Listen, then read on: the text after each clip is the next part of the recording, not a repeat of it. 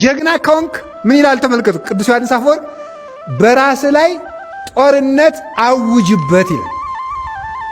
መቆጣት ከፈለክ መጀመሪያ በራስ ላይ ተቆጣ ይላል።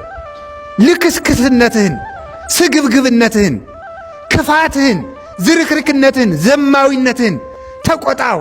ስንፍናህን ተቆጣው። በዲያብሎስ ላይ ጦርነት ክፈትበት።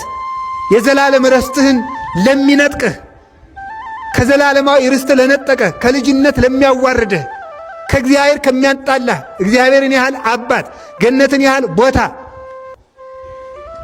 ልጅነትን ያህል ተድላ ደስታ ከነጠቀ፣ ከክብር ካዋረደ በሱ ላይ መጀመሪያ ተነስ ይላል። እውነቴን ልንገራችሁ፣ ሰው መጀመሪያ ከራሱና ከዲያብሎስ ጋር ጦርነት ከገጠመ በዓለም ላይ ያሉ ጦርነቶች በሙሉ ይጠፋሉ። የምሬን ነው ነግራችሁ ማለት ጦርነትን በሙሉ እኮ የሚያቀጣጥሉት ራሳቸውንና ዲያብሎስን ማሸነፍ ያቃታቸው ሰዎች ናቸው። በዓለም ላይ ማለት ራሱን ያልገዛ ሰው ሲበጠብጥ ነው የሚኖረው።